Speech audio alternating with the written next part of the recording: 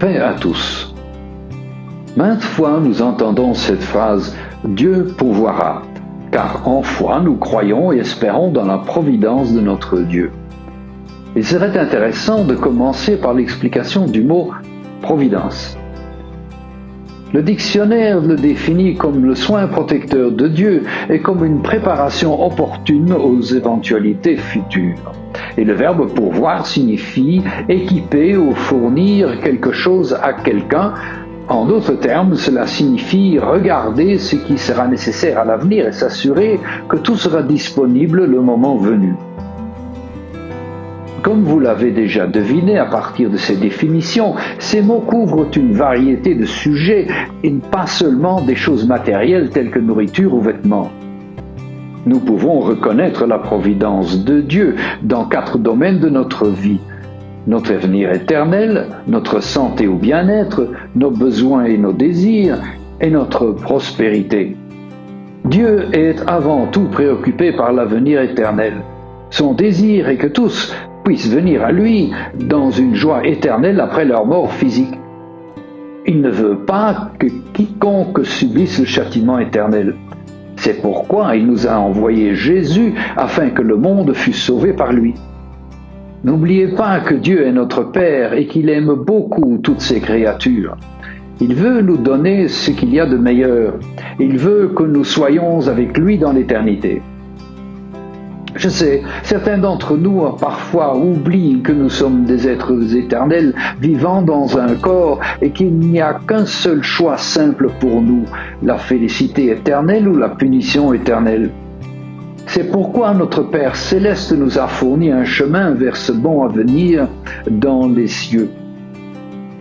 Tout ce que nous avons à faire est de confesser de ta bouche Jésus comme Seigneur et croire dans ton cœur que Dieu l'a ressuscité d'entre les morts et tu seras sauvé. Vous voyez que la provision de Dieu ne consiste pas seulement à avoir une vie douce, confortable et sans problème. Ce qu'il va bien sûr aussi conditionnellement pourvoir pour nous. Avant de parler de cela, nous voyons les 3 autres domaines: la santé, les besoins et la prospérité. Le psaume 103, versets 2 et 3 dit « Mon âme bénit l'Éternel, c'est lui qui pardonne toutes les iniquités, qui guérit toutes les infirmités. » Il mentionne toutes les iniquités et les infirmités. Cela signifie qu'il existe 3 domaines distincts de guérison. Le premier est la guérison de nos péchés. Dieu considère le péché comme une infirmité, mais une infirmité que nous avons attirée sur nous-mêmes par notre propre choix de désobéissance à ses commandements. La seconde est qu'il rachète ta vie de la fosse. Dieu ne veut pas que nous soyons détruits. Comme je l'ai déjà mentionné, il veut que nous vivions avec lui dans l'éternité. Le troisième est la guérison physique de toutes les maladies. Dieu veut que nous ayons et maintenions un corps sain afin que nous puissions le servir et être ses ambassadeurs dans ce monde. Nous avons été créés parfaits.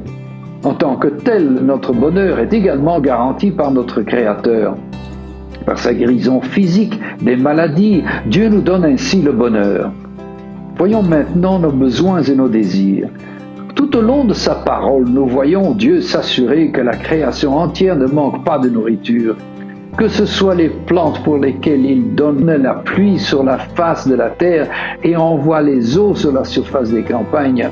Que ce soit pour les animaux pour lesquels les eaux de Dieu abreuvent toutes les bêtes des champs, les ânes sauvages y étanchent leur soif. Et qui prépare au corbeau sa pâture, comme dans Job 38, 41. Ou pour nous, humains, il rassasie de bien ta vieillesse, ta jeunesse se renouvelle comme celle de l'aigle. Si quelqu'un d'entre vous doute de la véracité de cette provision, écoutez simplement ce que Dieu a promis à son peuple dans le désert après qu'il ait été tiré d'Égypte. « Voici, je vais vous faire pleuvoir des cieux du pain. » Le dernier domaine que nous avons mentionné est la prospérité. Il ne s'agit pas seulement de richesse matérielle, comme le dit la Bible. L'Éternel l'appauvrit et enrichit, il abaisse et il élève aussi. De la poussière, il fait lever les misérables. De dessus le fumier, il élève le pauvre. pour le faire asseoir avec les nobles, et il leur donne en héritage un trône de gloire.